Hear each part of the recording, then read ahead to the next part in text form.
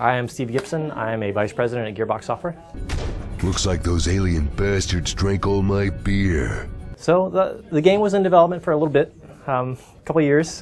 Where Gearbox got involved was right around the time we were doing Borderlands, also with 2K games. And it wasn't something where like, oh well, it's about the ship, we'll just take credit for it. Like, I mean, it's been a big deal for us. We are in a very fortunate situation. I think the best thing I can point to. So everyone remembers like 2001. That E3 trailer that came out, right? There was that was honestly one of the best trailers to ever come out, right? That was just balls out, crazy, awesome. So what happened was the end of that trailer, there's a list of names, right? There's about 15 names or so.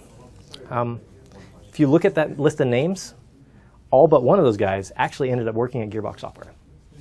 I think we have a lot of guys there who are very invested in the history and the legacy and really understand Duke Nukem. So I think that we're the perfect studio for that. We were in just an amazing position, and it was really fortunate that we just happened to be finishing Borderlands at the time, and we happened to be doing that with the publisher who has the publishing rights for that game. We happened to be in the same town, and we all knew George and Scott and those guys, and heck, play poker with those guys every week, still do. I'm so glad you're okay. All right, time for my reward. I guess here's the thing. When I buy a game, and I think most gamers buy a game,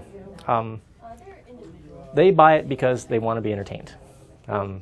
They don't buy it because it has, I don't know, like the most characters that you can play, character class, like, oh, I'm going to buy a Street Fighter 7 because it has 50 player characters. Like, all they care about, and just about all gamers care about, is, am I going to have fun? Am I going to sit there laughing and smiling and talking to my friends about this?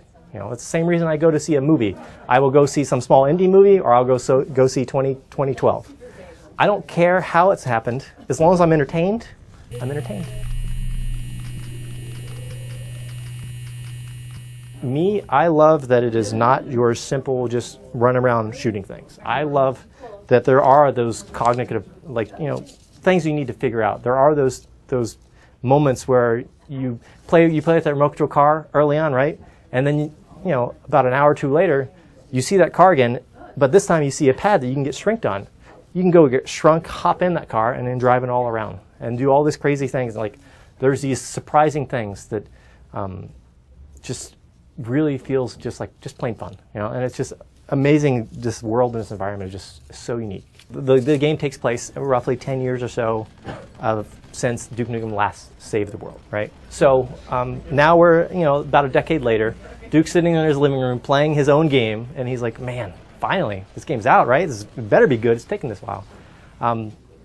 And what has happened since then is that the world has changed so that, you know, he's buddies with the president now, and he's buddies with, like, he's rich and famous, and he's franchised himself. He's, you know, got Duke's Lady Killer Casino, Duke Burger, Duke's Titty City that we're here in today.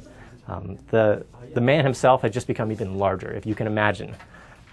And you actually get to experience that even more now, because you get to see these different areas of like how him saving the world has changed this world, and how all the world perceives him now. You'll see all his fans screaming and yelling for him, taking pictures, wanting his autograph.